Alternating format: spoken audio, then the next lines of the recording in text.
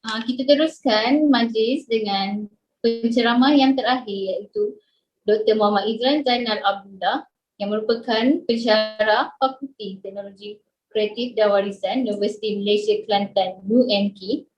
Beliau telah berkhidmat sebagai pensyarah dan pereka pengindustrian selama 9 tahun. Beliau aktif dalam pelibatan pameran perabot di dalam dan di luar negara. Dengan ini, majlis menjemput Dr. Muhammad Izlan Zainal Abdullah untuk menyampaikan perkongsian yang bertajuk Eksplorasi Potensi Buluh dalam Reka Bentuk. Dipersilakan. Okey, Assalamualaikum dan selamat sejahtera semua. Boleh nampak slide? Slide presentation. Okey, nampak suara clear, gambar clear. Okey. Okey, terima kasih Doktor. Teruskan Doktor. Okey. Jadi sekali lagi Assalamualaikum warahmatullahi wabarakatuh dan salam sejahtera untuk semua. Jadi yang saya hormatilah semua pakar dalam buluh lah sebenarnya yang baru saja selesai membentangkan dapatan-dapatan dan juga hasil kajian dan pengalaman masing-masing. Memang sangat menarik sebenarnya session hari ini.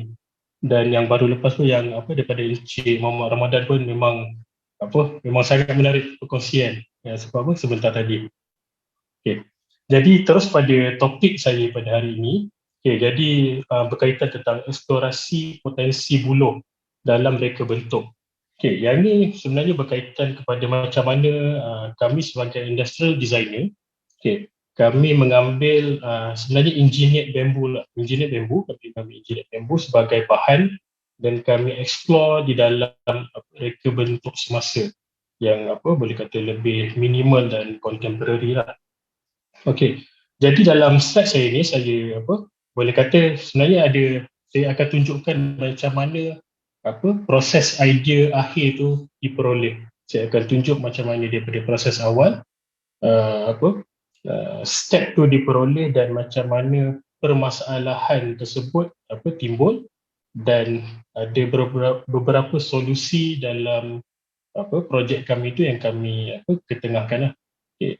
Jadi part awal sebenarnya akan banyak berkisar tentang solid wood dan few material lain dan part yang di hujung akan menerangkan tentang macam mana kami applykan kami selesaikan permasalahan tersebut di dalam projek kami. Okey, jadi saya Muhammad Izlan bin Zainal Abdullah daripada Fakulti Teknologi Kreatif dan Warisan Universiti Malaysia Kelantan. Okey, dan dalam masa yang sama saya juga dengan partner saya ada menjalankan design work lah, kerja-kerja reka bentuk di bawah Notch Design. Notch Design dengan kita gerakkan brand under nama brand kita Antara Furniture. Okey.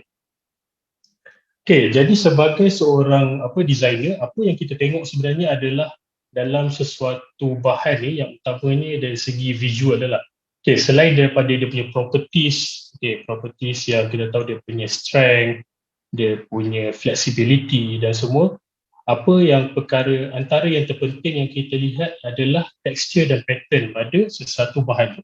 Dan kita tengok sebenarnya tekstur dan pattern pada bambu ni sebenarnya sangat unik. Dan kita boleh nampak garis-garis yang yang konsisten, yang straight, yang dia continuous antara satu sama lain. Dan antara features yang menarik juga pada tekstur yang kita boleh dapat pada bambu ni sebenarnya adalah dia punya knot tu sendiri. Macam sebab kami menggunakan engineered punya bambu. Jadi bambu tersebut dah deliminate dan kita boleh nampak betul persilangan knot tersebut dan macam mana knot-knot tersebut dia memberikan boleh kata satu kriteria dan features yang cantik pada material tersebut. Okay. Jadi beyond daripada dia punya function dan kepenggunaan dia, kita akan applykan dia punya estetik appeal dia ni. Garis-garis dia ni kita akan apply di dalam design tersebut. Okay. Jadi sebelum kita pergi kepada projek kami, jadi saya nak tunjuk macam mana sebenarnya industrial designer ni bekerja sebenarnya. Industrial designer ni bekerja. Okey, jadi yang ni saya nak tunjuk. Okey, yang ni tak ada kaitan dengan bambu, tapi yang ni boleh kata macam mana sesuatu bentuk visual tu sangat memberi kesan kepada market sebenarnya, kepada market. Okey, kalau ni sebenarnya sebenarnya pemarah oren lah boleh kata. Pemarah buah-buah citrus. Okey. Designer dia adalah Philip Stark. Okey, designer Francis. Okey. Jadi kalau kita tengok penceritaan daripada produk ni adalah waktu ni Philip Stark dia duduk di kedai makan. Di dekat kedai makan dan waktu tu dia sedang makan calamari, dia pernah makan sotong. Dan sotong tu dihidangkan bersama dengan lemon tersebut. Jadi dia terfikir daripada estetik bentuk sotong tersebut, dia boleh buat satu produk baru yang untuk memerahkan jus tersebut. Jadi kalau kita tengok, kita pergi pada next page. Kalau kita tengok macam mana produk ni fungsi adalah dia akan perah di bahagian atas ni dan akan menitik di bahagian bawah. Dia akan berfungsi macam tu. Tapi secara praktikal produk ni sebenarnya tak praktikal betul. Dia tak praktikal tu sebenarnya. Even dia punya manufacturer pun dia sendiri sendiri beritahulah produk ni memang sebenarnya tak praktikal. Lebih praktikal juicer biasa tu yang bentuk seramik yang dia perah macam biasa tu lah, yang kecil tu. Tapi macam mana produk ni dah berjaya pada tahun 2003 dah dijual sebanyak 500,000 unit produk ni. Jadi kita boleh lihat di situ sebenarnya dari segi aesthetic appeal dan sebenarnya macam mana kita bermain dengan perasaan user tu sendiri, kita boleh menidakkan ataupun kita boleh sebenarnya memaksa user untuk membeli produk kita. Kalau kita tengok dekat sini dia punya kata-kata, my juicer is not meant to squeeze lemon, it is meant to start a conversation. Jadi produk tersebut sebenarnya dia berfungsi adalah untuk sebagai satu pertunjukan, satu pertunjukan di sebalik daripada dia punya kepenggunaan dia yang sebenarnya tak betul-betul efektif lah. Jadi sebenarnya macam tu juga yang kita boleh buat dengan bambu sebenarnya. Bambu mempunyai satu karakteristik bentuk yang sangat unik, yang sangat unik. Dan macam mana kita nak kita nak emulate dia ataupun kita nak serasikan dia dengan production semasa sekarang. Production kita banyak kata kalau dekat Malaysia ni banyak ke arah solid wood punya manufacturing. Jadi mesin-mesin solid wood memang banyak lah. Jadi mesin-mesin yang spesifik pada bambu mungkin masih kurang, dan even bahan bambu tu sendiri yang engineered punya masih dari segi dia punya supply-nya masih belum konsisten. Jadi kita nampak ni harganya dalam 75 euro masih dijual sehingga sekarang. Jadi dalam lebih kurang 360 ringgit lah Malaysia. Jadi dengan harga yang tinggi, walaupun dia tidak function dengan betul, tapi sebenarnya dari segi estetik tu dia dapat membantu produk tersebut untuk jual dengan lebih baiklah. Yang ni lagi satu contoh yang saya suka tunjuk lah. Yang ni lebih ke arah perabot dan mungkin lebih berkaitan dengan pembuatan bambu. Yang ni adalah satu kerusi yang namanya adalah Superleggera. Superleggera ni maksud dia super. Leggera adalah lightweight. So dia super lightweight. Berat dia dalam 1.7 kilo sahaja. Satu buah kerusi ni. Dan material dia pakai ashwood. Sebab designer dia kata ashwood ni dia punya structure lebih stabil. Structure dia lebih stabil untuk dibuatkan kerusi ni. Dan macam mana apa yang penting dalam kerusi ni adalah sebenarnya dia punya R&D di antara designer dan manufacturer sebenarnya. Apa yang penting adalah kolaborasi di antara manufacturer dan designer. Macam mana designer dia nak berkeras dia nak design yang nipis macam ni, tapi dia kena tengok juga capabilities dekat manufacturing process dekat dia punya manufacturer. jadi dekat sini dia dah buat R&D. Dia start dengan Legera dulu. Legera dia start tahun 1951. Tahun 1951 dia start dengan Legera sampai tahun 1955 dia start develop di Superleggera punya chair untuk dia kurangkan dia punya berat. Even kalau kita tengok sebenarnya kaki dia ni, dia bukan bulat, kaki dia ni triangular shape.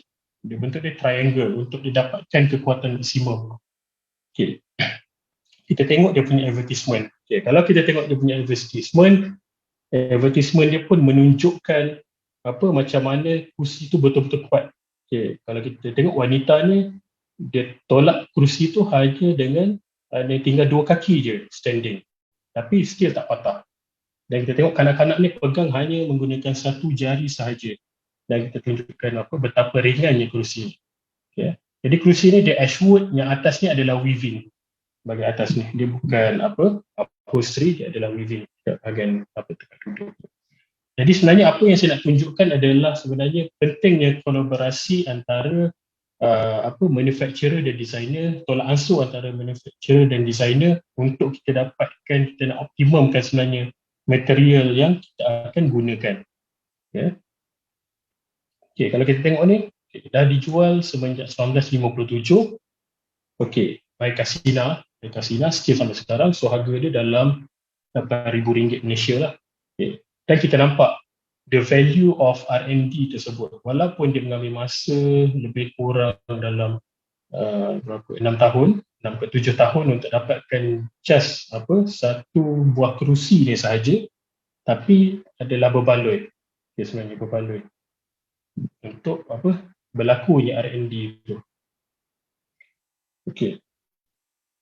Jadi sebenarnya key point dalam design adalah kalau seorang mereka bentuk tu, ingin mereka bentuk, atau even pun a company dia nak mereka bentuk, 3 poin utama adalah yang paling penting adalah user input. First sekali, apa yang user kita nak.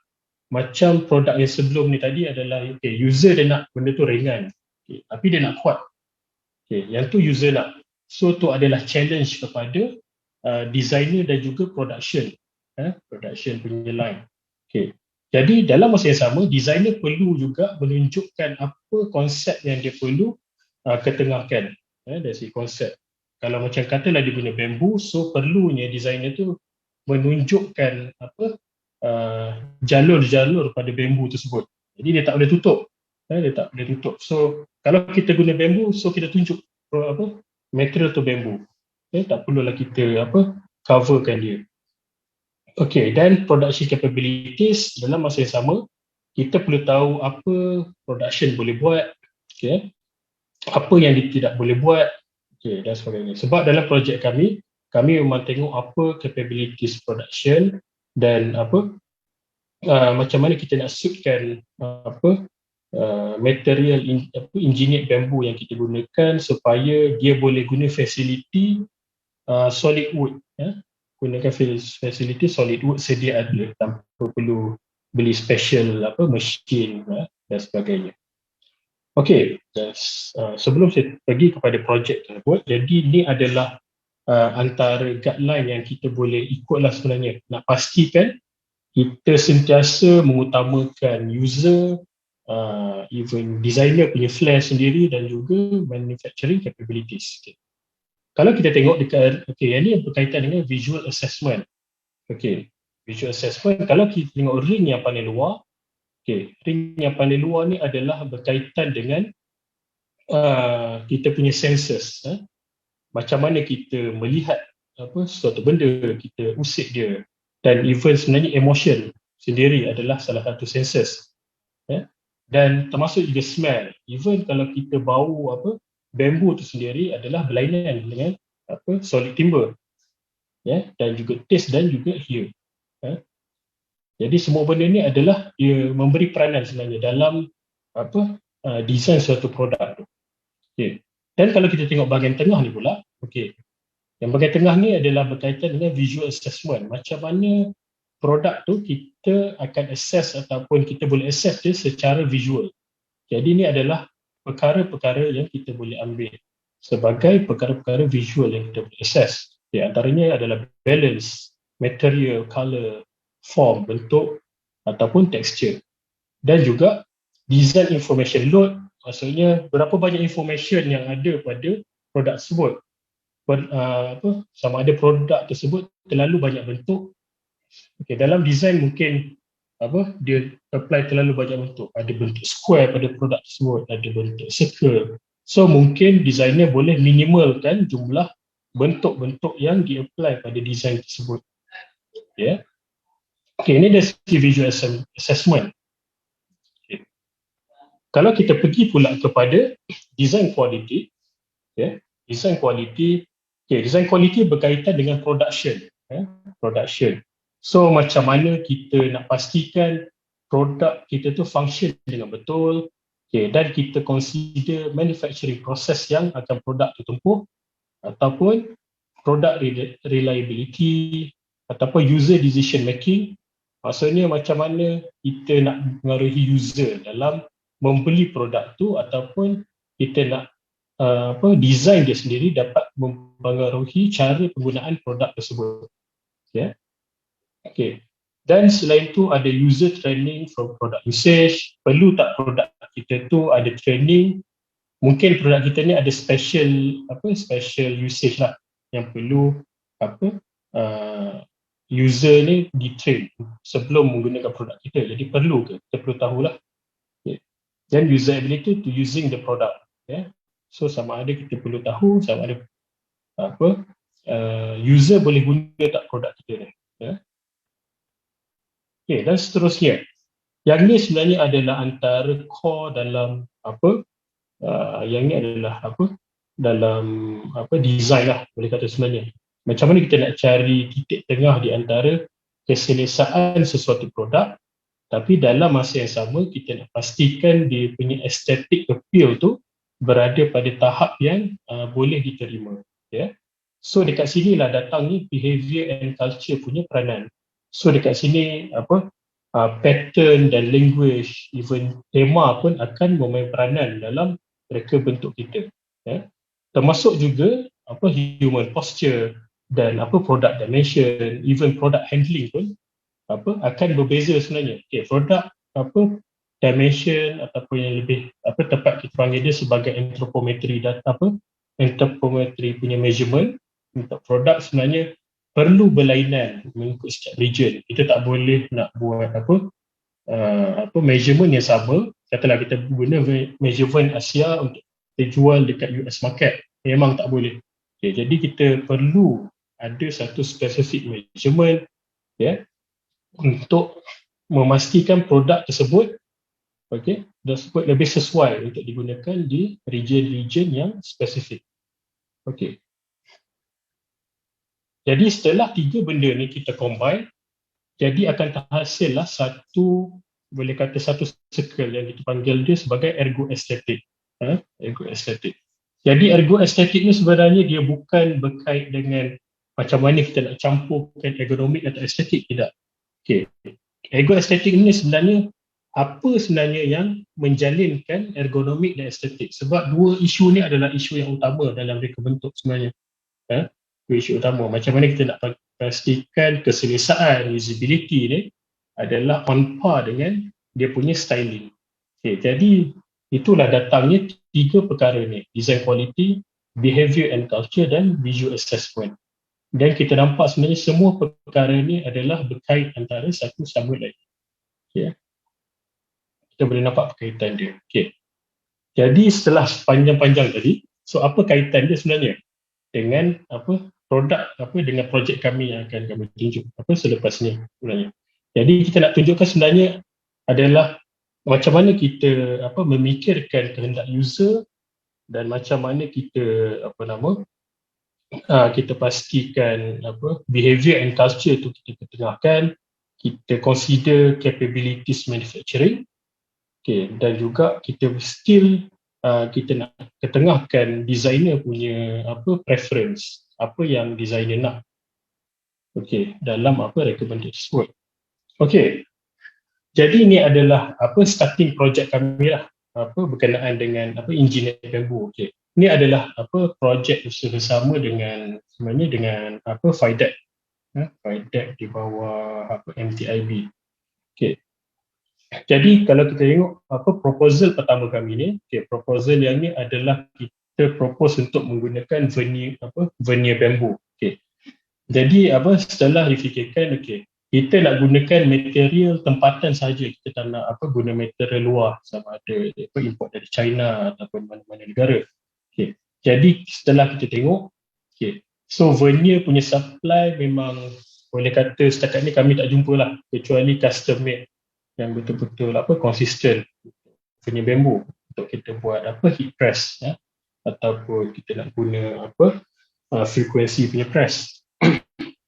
Jadi kita suggest that kita revise this design, sebab kita nak apply ni, kita nak tunjukkan sebenarnya, kalau kita nampak tepi ni, kita apply, kita tunjukkan dia punya grain, kecantikan grain dia, dan sebenarnya grain ni sendiri dapat memaparkan lengkungan pada design tersebut. Tapi benda ni tak boleh, kita memang discuss, kita tak boleh proceed sebab nanti dia hanya akan jadi gajah putih lah, design ni tak akan sustain. Setelah kita discuss, kita terbawa balik pada salah satu design kita yang lama lah. Design ni adalah pada tahun 2016. 2016 Dre, yang ni adalah sebenarnya konsep set table, high set table lah, set table yang kita gunakan. Konsep kita punya intention ni je waktu kita design ni adalah semua orang dekat Malaysia dia boleh custom apa meja yang dia nak, hanya menggunakan jointing system yang kita dah buat. Jointing system kita dah buat. Jadi boleh kata macam dia beli part ni dan dia boleh sambung dengan apa-apa kayu ataupun even bambu pun boleh dimasukkan pada jointing system ni. So kalau untuk pengetahuan semua, yang kayu ni adalah bukan kayu kita buat turning, tak. Yang ni adalah kayu cangkul yang kita beli dekat hardware saja. So kita nak menunjukkan mana even kayu dekat hardware pun kita boleh masukkan, sebab kita nak jadikan produk ni adalah lebih fleksibel. Kita nak jadikan sebenarnya semua orang dekat market ni adalah designer dia sendiri. Kita nak pastikan ada feeling design pada dia orang. Jadi daripada konsep ni kita bawa kepada projek tadi, sebab projek tadi ada problem. Jadi kita applykan konsep ni kepada projek tadi. Jadi yang ni adalah bamboo part pada projek kita ni lah. Kita pakai engineered punya bambu yang dah delaminate.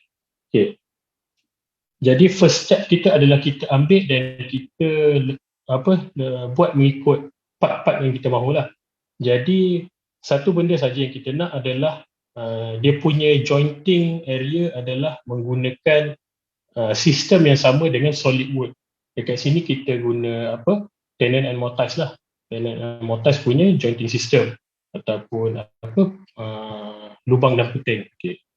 Jadi dekat sini puting kita akan letak pada pada bahagian pada parts bambu tersebut, dan lubang kita akan letak pada 3D printed punya part. Kenapa kita pakai 3D printed, kita tak buat depan part joinery system dia pada solid wood ke apa? Sebab kita berpendapat 3D printer pada hari ini dah jadi betul-betul affordable. Even dalam harga 1,000 lebih hingga 2,000 kita boleh dapat yang boleh kata decent punya 3D printer lah. Decent punya 3D printer, dan kita boleh dapat dalam pelbagai jenis material. Jadi kita try apply kan bambu punya panel ni semua. Kita nak pastikan bambu panel ni boleh diproses dengan solid wood punya machine. Jadi semua ni dah dibuat, dia punya puting ni telah dihasilkan hanya menggunakan solid wood existing machine lah. Tak perlu kita nak beli special machine ke apa. Sebab properties dia dah datang dalam bentuk plank yang sama seperti solid wood lain. Dan even kita boleh shapingkan dia seperti solid wood.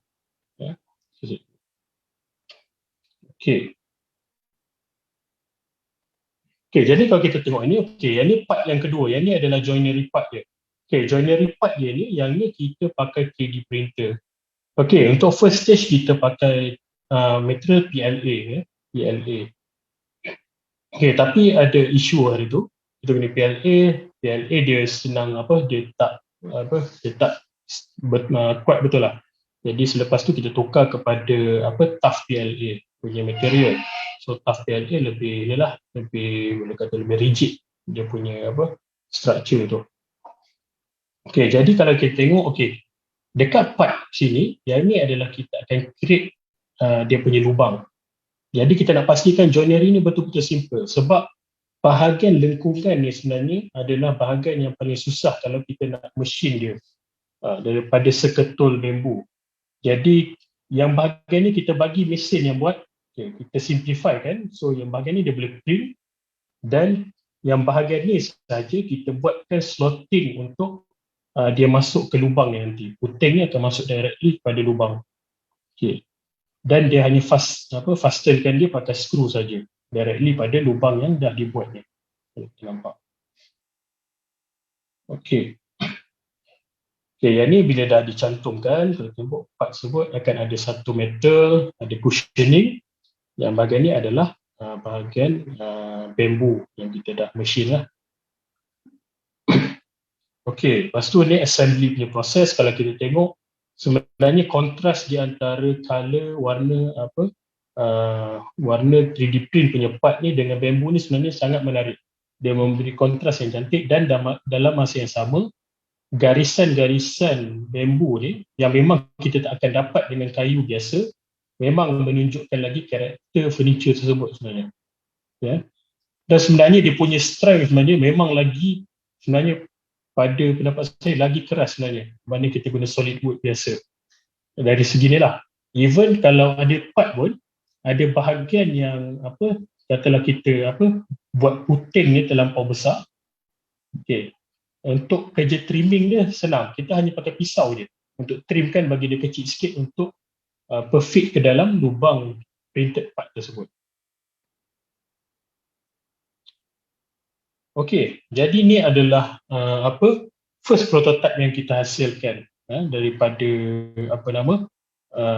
engineered bambu tersebut dan juga 3D print. Okay, tapi banyak lagi development yang perlu dihasilkan lah.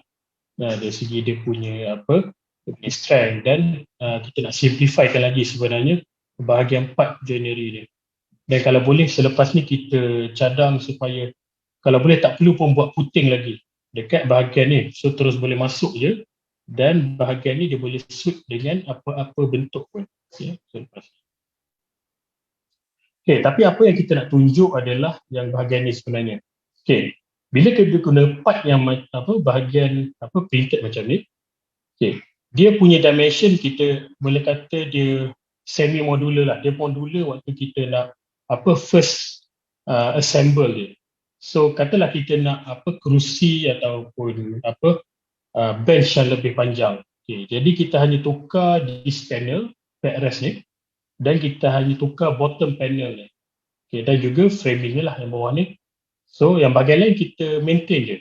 So automatic kita akan dapat satu kerusi yang lebih panjang.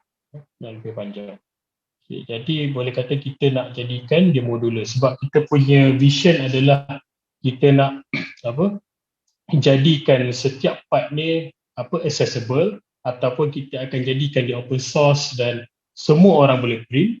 Sebab 3D printer masing-masing boleh kata dah ada di rumah, dia boleh print dan manufacturer sekarang yang existing memang dah ada solid wood punya machine, dia boleh produce part-part yang ni saja dan dijual mengikut part-part. Jadi user sendiri boleh custom design dia orang punya furniture. So boleh kata macam Lego lah, dia beli part ni dan dia boleh custom ikut ni furniture. Dan kita boleh nampak karakter bambu yang sangat menarik dan ketara lah. Dia memberikan macam ni ada kecondongan, okay, dia memang akan tunjukkan kecondongan tersebut dalam design tu. Sebab kita tak akan dapat dengan solid wood jalur-jalur seperti inilah akan peroleh daripada solid wood yang biasa. Okey, jadi yang ni adalah dia full view design tersebut. Okey. Jadi sebelum berakhirnya presentation saya pada petang ni. Jadi ini adalah sekadar sharing je lah daripada saya supaya kita lebih boleh kata, sebab sebenarnya besar lagi yang kita boleh explore dalam bambu ni. Jadi kalau ikut Zaha Hadid, Delete Zaha Hadid, there are 360 degrees, so why stick to one? Jadi dalam 360 darjah tu ada banyak lagi sebenarnya angle yang kita boleh tackle dalam ni. So even sebenarnya ni adalah kira motivation untuk kami lah dekat sini. Maknanya kami sebenarnya sangat nanti material baru daripada industri semua untuk kami explore bentuk-bentuk terbaru dan macam mana kita boleh exploitkan mesin-mesin yang sedia ada tapi menggunakan material bambu yang telah diproses dan sedia untuk dikomersialkan. Okay, jadi itu saja sebenarnya sharing saya untuk hari ini. Jadi sedikit sebanyak dapat menggambarkanlah apa sebenarnya yang kami tengah buat. Kami sebenarnya masih barulah. Kami masih baru dalam eksplorasi buluh ni. Jadi banyak yang kami dah belajar hari ini daripada session ni. Dan maybe kami akan explore new area daripada hasil daripada perkongsian pakar sebelum ni, dan mungkin dalam tahun ni akan ada produk-produk barulah yang kami akan explore. Okey, jadi kalau ada apa-apa ni ada kontak pada saya. Ada dua, so satu under UST Malaysia Kelantan dan satu lagi adalah di bawah kita punya design studio lah, Antara Furniture. Okey, jadi itu saja daripada saya. Terima kasih. Okey, terima kasih kepada Dr. Izran di atas perkongsian. Ini ada beberapa soalan. Mungkin boleh kita rujuk kepada ruangan chat. Yang pertama daripada Dr. Andri. Dr. Izran, ada kajian tak berapa mahal psychological price yang customer willing to pay untuk beli produk bambu compared to the conventional wood? Okey, setakat ni kita tak ada buat lagi lah spesifik research on pricing lagi.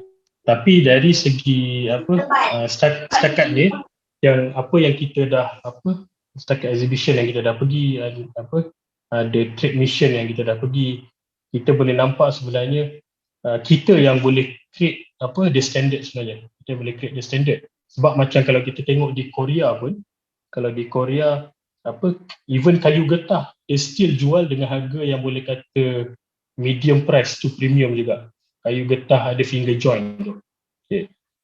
Kayu getah ada finger joint tu still dia boleh jual dengan harga yang premium. Jadi saya rasa kalau dengan positioning yang betul dan juga katalah kita, sebab saya rasa kita boleh treat bambu ni sebagai solid timber sebenarnya.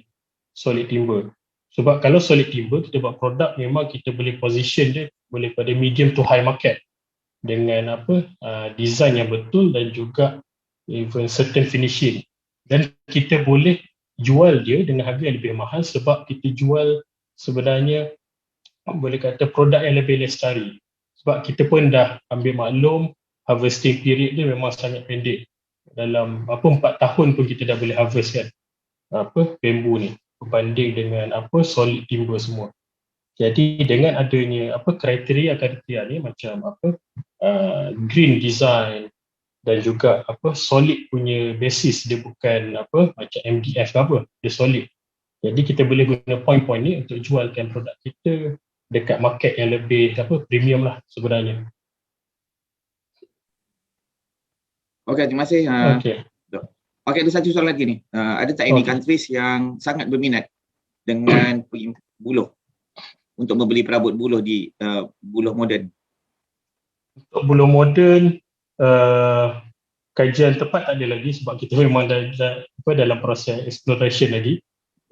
Tapi kalau tengok sebenarnya antara negara yang banyak juga explore buluh sebenarnya Taiwan. Taiwan dia banyak juga explore buluh, even dia ada buat dia boleh maintain warna hijau buluh tu. warna hijau puluh tu kan, warna asal dia tu.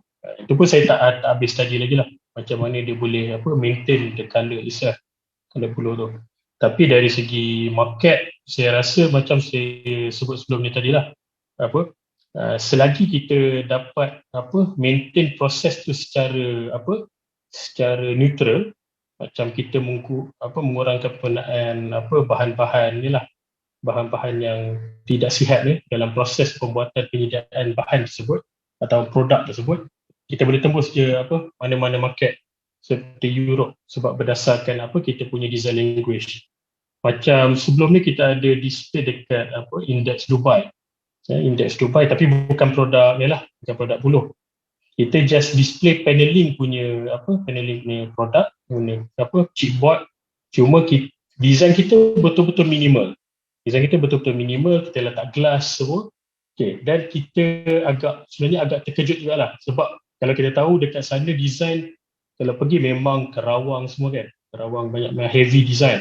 Tapi waktu tu kita memang kita cuba untuk letakkan yang minimal design, dan kita nampak positif feedback yang yang customer yang datang dekat kita memang high end punya customer, memang premium customer, dan boleh kata juga customer even designer customer pun ada datang dengan kita untuk menerima produk tersebut. Okay. Jadi sebenarnya dia bukan, pada saya material tu salah satu medium kita nak tembus, tapi apa yang lebih penting adalah macam mana kita nak apply material tersebut kepada reka bentuk. Sebenarnya sebab yang kita jual adalah design tersebut, kita jual design. Ya. Design tu yang akan membantu untuk menjualkan material tersebut dan teknologi yang ada lah.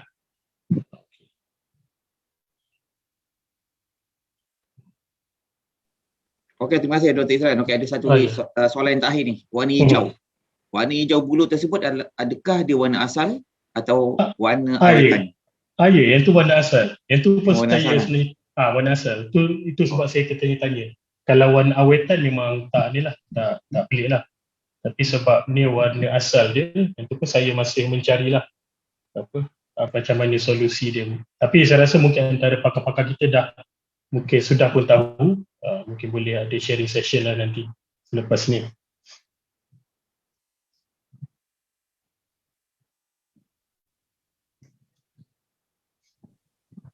Okey, terima kasih banyak Dr. Izran di atas perkongsian. Saya rasa banyak input yang kita dah dapat sepanjang kita pada hari ini.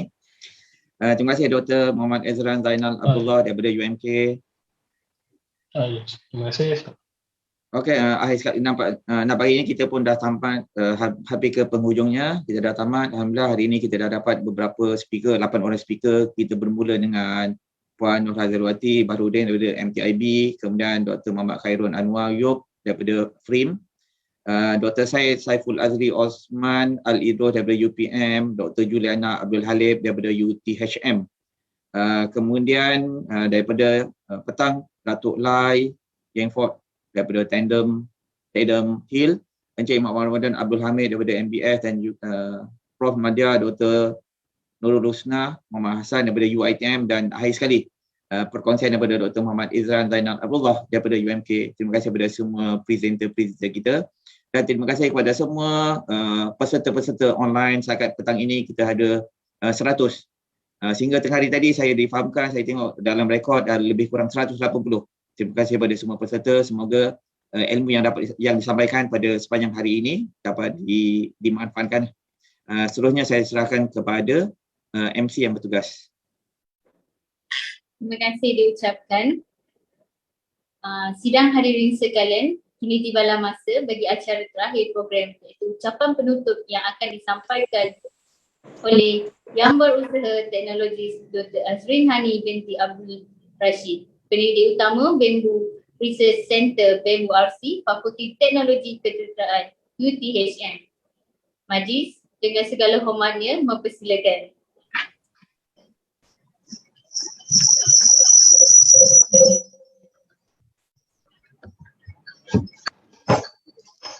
Bismillahirrahmanirrahim. Assalamualaikum warahmatullahi wabarakatuh dan salam sejahtera. Yang dihormati Barisan Pengurusan Universiti Tun Hussein On Malaysia, penceramah-penceramah jemputan, barisan urus setia, tuan-tuan dan puan-puan yang amat saya kasihi sekalian. Alhamdulillahirabbil alamin wassalatu wassalamu ala sayyidina Muhammadin wa ala alihi wasahbihi ajmain. Segala puji bagi Allah Subhanahu wa taala dan salam sejahtera ke atas junjungan Nabi Muhammad sallallahu alaihi wasallam. Dengan izinnya dapat kita bersama-sama pada petang ini di penghujung majlis. Terlebih dahulu saya ingin merakamkan ucapan penghargaan dan terima kasih kepada pihak urus setia atas usaha dan komitmen yang diberikan dalam menjayakan program ini. Jutaan penghargaan juga ingin kami sampaikan kepada kesemua penceramah jemputan yang terlibat dalam memberikan perkongsian berkaitan teknologi, penyelidikan dan pembangunan semasa buloh di Malaysia. Tuan-tuan dan puan-puan yang saya hormati, sesungguhnya usaha-usaha ini seiring dengan hasrat negara yang akan menjadikan industri buloh di Malaysia sebagai industri berskala besar sama ada di peringkat huluan dan juga hiliran. Hasrat ini telah ditekankan dalam rancangan Malaysia ke-12 RMK12 yang diterjemahkan melalui Pelan Tindakan Pembangunan Industri Buloh 2021 hingga 2030 yang akan dikeluarkan tidak berapa lama lagi. Melalui kenyataan Menteri Perusahaan, Perladangan dan Komoditi, Datuk Dr. Khairuddin Ahmad Razali, jika dilihat saiz pasaran global bagi produk buloh dianggarkan berjumlah 68 bilion US dollar pada tahun 2018, sedangkan ekspor industri buloh negara masih rendah, iaitu hanya sekitar ringgit Malaysia 9 juta sahaja pada tahun 2019. Justru pembangunan dan industri buloh mempunyai potensi yang amat besar untuk diusahakan dan dimajukan di negara ini. Sebagai menyokong usaha ini, pihak Lembaga Perindustrian Kayu Malaysia MTIB telah memperuntukkan sejumlah pembiayaan bagi anak pokok buloh dan juga baja tanaman khasnya kepada golongan B40. Golongan berkaitan bolehlah membuat permohonan melalui pihak MTIB. Dimaklumkan bantuan untuk 4 hektar anak pokok dan baja bagi setiap permohonan akan diberikan. Tuan-tuan dan puan-puan yang saya hormati sekalian, UTHM amat gairah dalam menyokong agenda negara melalui usaha-usaha yang telah dilaksanakan. Jawatan Kuasa Pengurusan Ruang UTHM telah memperuntukkan tanah seluas 10 ekar untuk tujuan pembangunan ladang buloh. 2 ekar telah pun dibangunkan kini. Selain itu, pembangunan Bamboo Eco Recreational Park dan juga Conservatory Park adalah dalam perancangan UTHM. UTHM juga amat komited dalam pemberian dana berkaitan projek buloh melalui penyelidik-penyelidik yang berkepakaran dalam bidang berkaitan. Selain itu, UTHM turut mendapat kepercayaan pihak industri melalui projek-projek kerjasama strategik penyelidikan dan pembangunan produk buloh dalam rangka pemantapan industri buloh di Malaysia khususnya. UTHM amat bersyukur atas peluang kerjasama yang diberikan oleh pihak-pihak yang mempunyai nama besar dalam industri perkayuan di Malaysia, antaranya seperti Lembaga Perindustrian Kayu Malaysia MTIB, Sarawak Timber Industry Development Corporation STIDC dan juga Lembaga Kenaf dan Tembakau Negara LKTN.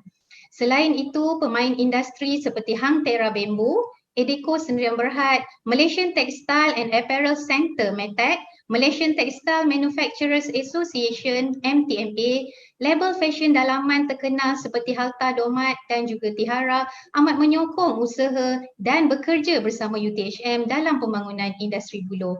Tidak lupa juga kepada universiti-universiti dan institusi-institusi pengajian di dalam dan luar negara yang turut memberikan sokongan. Terima kasih. Tuan-tuan dan puan-puan yang saya amat hormati, sifat atau nature penyelidikan buloh di UTHM adalah dalam pelbagai bidang. Antara kepakaran yang terdapat di UTHM adalah aplikasi buloh dalam bidang tekstil, pembinaan, pembungkusan, tenaga, energi dan juga lain-lain aplikasi seperti makanan, landscape dan juga pendidikan. Pasukan penyelidikan buloh di UTHM amat komited dalam mencipta advanced innovation berasaskan serat buloh sebagaimana saranan Yang Berhormat Menteri dalam ucapannya sebentar tadi. Jaringan kolaborasi universiti, industri juga turut diperkasakan. Bamboo Research Center ataupun Bamboo RC telah ditubuhkan di UTHM pada tahun 2020 dan diterajui oleh teknologis Dr. Muhammad Nazrul bin Roslan bersama beberapa penyelidik dari pelbagai bidang kejuruteraan, sains, teknologi dan juga pengurusan teknologi. Bamboo RC telah berjaya membangunkan mesin pengekstrakan serat buluh yang diberi nama BFEM iaitu Bamboo Fiber Extraction Machine. Skala mesin berkebolehan untuk ditingkatkan bagi meningkatkan kapasiti pengeluaran serat buluh yang dihasilkan. Serat atau fiber yang dihasilkan berpotensi untuk digunakan dalam pelbagai bidang seperti tekstil, pembinaan, perabot, kraft tangan dan pelbagai variasi produk yang lain. Untuk bidang tekstil, penyelidikan bagi menghasilkan yarn dan fabrik sedang rancak dijalankan. Manakala inovasi produk bukan tenun ataupun non-woven daripada serat buluh telah pun berjaya dihasilkan oleh penyelidik UTHM. UTHM juga amat mengalu-alukan sekiranya terdapat pihak-pihak yang sudi bekerjasama dalam pembangunan industri buluh dan juga pengkomersialan produk buluh. Semoga kita sama-sama dapat beroleh manfaat dari hasil bumi ciptaan Tuhan ini, insya-Allah. Sebelum saya mengakhiri ucapan, sekali lagi tahniah dan syabas diucapkan kepada penganjur Persidangan Industri Buluh Kebangsaan 2021 yang bertungkus lumus dalam menjayakan persidangan ini. Jutaan penghargaan dan terima kasih juga diucapkan kepada semua yang terlibat. Berakhir sudah majlis kita, moga bersua di masa hadapan. Andai ada tersasul kata, salah silap mohon dimaafkan. Sekian, wabillahi taufik wal hidayah. Wassalamualaikum warahmatullahi wabarakatuh. Sedikit pesanan daripada pihak urus setia diminta untuk scan QR code seperti yang dipaparkan di skrin bagi tujuan jam kursus. Terima kasih.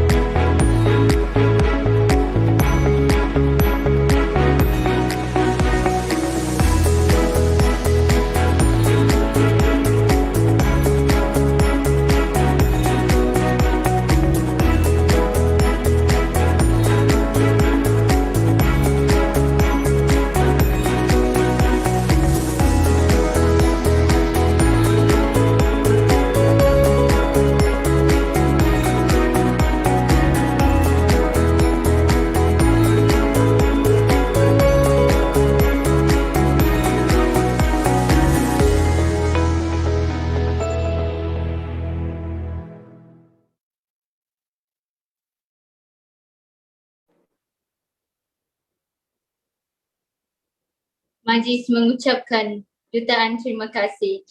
Seterusnya kita ke sesi fotografi.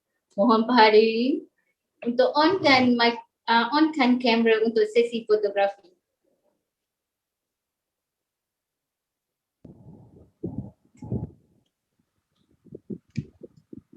Okey, mohon onkan kamera sekejap Kita akan masukkan dalam record follow frame kita. Nampak anak bertangan. Alright, taking picture in 1, 2, 3. Okay, moving to second page. 1, 2, 3.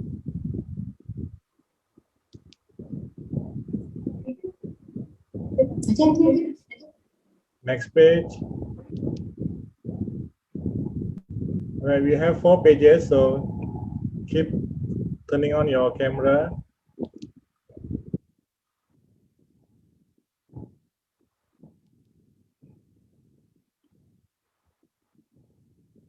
Alright, and the last page. Okay, thank you everyone.